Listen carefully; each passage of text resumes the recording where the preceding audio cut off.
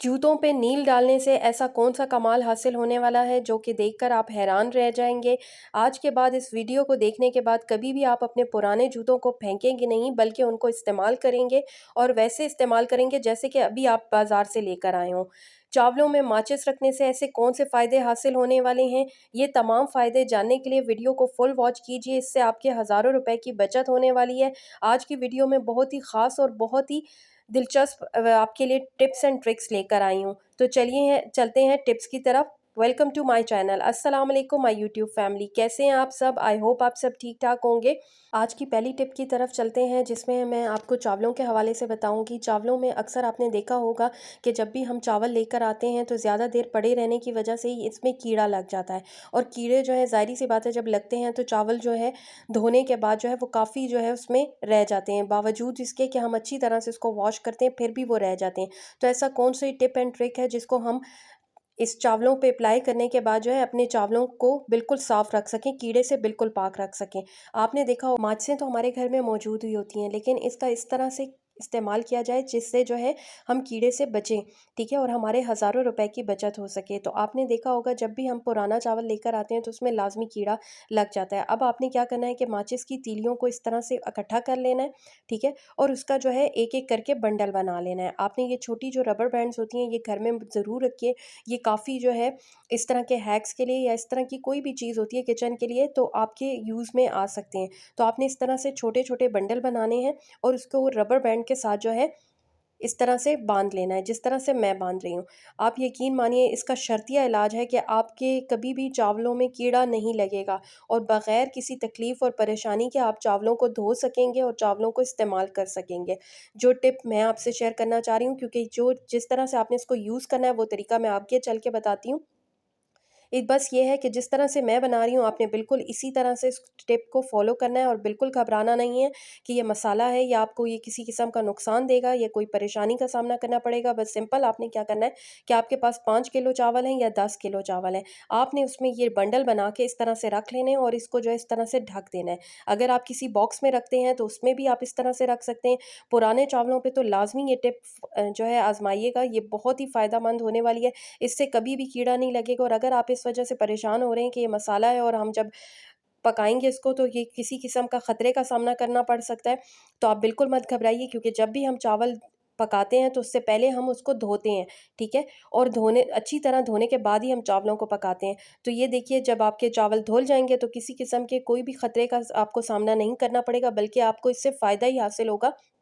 जो कि इसमें मसाला है, तो मसाले की स्मेल इतनी होती है और इसके अंदर जो है ऐसे अज्ज़ा होते हैं जिसकी वज़ह से कीड़ा कभी भी इस तरह की दालों में या चावलों में नहीं लगता। तो यकीनन आपको मेरी ये टिप पसंद आई होगी तो ज़रूर बताइएगा। चलते हैं नेक्स्ट टिप की तरफ।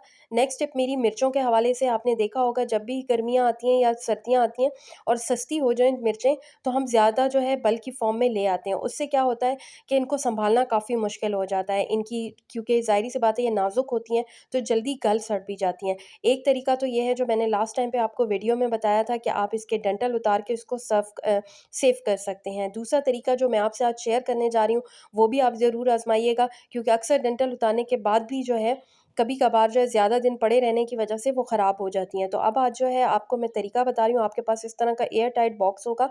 आपने सिंपली क्या करना है इस तरह का टिश्यू पेपर ले लेना है, ठीक है? कोई भी हो, अगर आपके पास किचन टॉवल है तो आप वो यूज़ कर सकते हैं, अगर आपके पास नॉर्मल टिश्यू पेपर है तो वो भी यूज़ कर सकते हैं। आपने इसमें जो है इस तरह से धोने के बाद, ड्राई करने के बाद आपने मिर्चों को इसमें रख देना है। उसके बाद आपने दूसरी जो ख़ास टिप है आज की वो है टूथपिक्स, ठीक है? टूथपिक्स को आपने इसमें रख देना है, इससे क्या होगा कि जो सबसे पहले जो आपने टिश्यू पेपर रखा है उससे भी आपका जो मॉइस्चर होगा वो उसमें एब्ज़ॉर्ब हो जाएगा टिश्यू पेपर में और जो टूथपिक्स का फ़ायदा वो ये है कि वो इसको मज़ीद जो है इसकी शेल्फ़ लाइफ़ को बढ़ाने में आपके लिए मददगार साबित होगा। तो यकीनन आपको मेरी ये टिप भी पसंद आई होगी, इससे आप जो है अपनी मिर्चों की शेल्फ़ लाइफ़ को बढ़ा सकते हैं, तो ज़रूर मुझे बताइएगा ये टिप अच्छी लगी हो।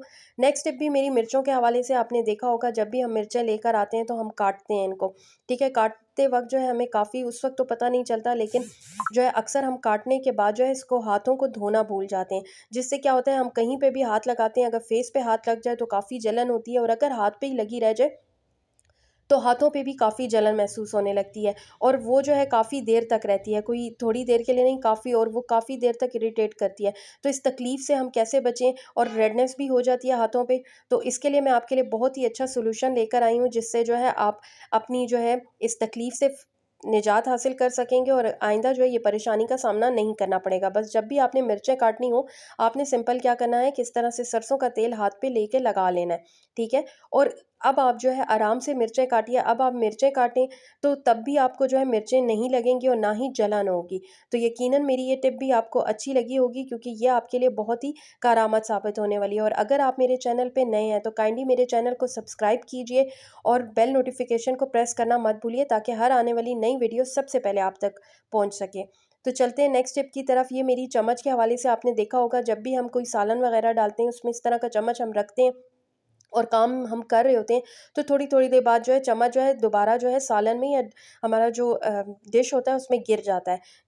की वज़ह से काफ़ी परेशानी करनी पड़ती है। अगर इसमें सालन है या कोई भी चीज़ है, तो वो बार-बार निकालना उसमें से बड़ा मुश्किल हो जाता है। तो आज मैं आपके लिए एक रबर बैंड की मदद से एक हैक लेकर आई हूँ, जिससे आपका चम्मच जो है कभी भी डिश में नहीं गिरेगा और आप जो है इस परेशानी से निजात भी हासिल कर सकेंगे। तो यकीनन मेरी ये टिप पसंद आएगी। आपने सिंपल क्या करना है कि इस तरफ वो जो चम्मच होता है उसके ऊपर ये टाई कर देना है रबर बैंड को। इससे ये होगा कि कभी भी जो आपका जो चम्मच है वो नहीं गिरेगा और आप आसानी से इसको यूज़ कर सकेंगे। नेक्स्ट टिप जो मेरी ख़ास टिप है वो ये है कि आज जो है आपने अक्सर पुराने जूते हम रख देते हैं। अक्सर क्या होता है कि जब भी हमारे पुराने जूते पड़े रह जाते हैं तो वो हम साफ़ उनको करते हैं, पॉलिश भी करते हैं, लेकिन उनमें वो निखार नहीं आता जो कि पहले जैसा होता है जब हम नए लेकर आए थे। इसकी वजह से हम उनको साइड पे कर देते हैं या किसी को डोनेट कर देते हैं।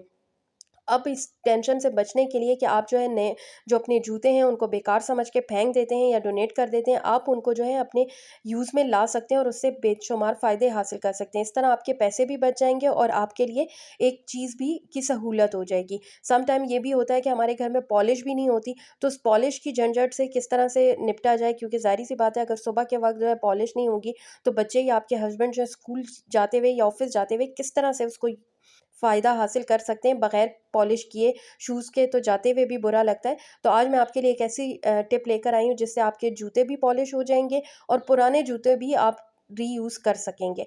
तो इसके लिए जो हमें सॉल्यूशन चाहिए होगा वो मैं आपसे शेयर करती हूँ कि आप किस तरह से जो है इससे फ़ायदा हासिल कर सकेंगे। सम टाइम ये भी होता है कि अक्सर लोग जो है अगर पॉलिश नहीं है तो कपड़े को गीला करके जो है नॉर्मल पानी से इसके ऊपर रब कर देते हैं। उससे होता ये है कि वक़्ती तौर पे तो साफ़ हो जाते हैं, लेकिन क्या होता है वो जो रेक्सीन होती है या लेदर होती है वो ड्राई होना शुरू हो जाती है और वो और भद्दे हो जाते हैं।